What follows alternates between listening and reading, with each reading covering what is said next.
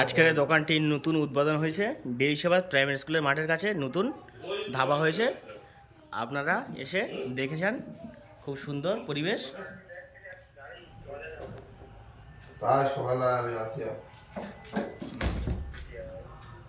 ভাই দোকান করে দেখেছি, দোকান চলে পাঠাচ্ছি ভিডিওটা। দোকানের পরিবেশটা আপনারা দেখুন এখানে এসে।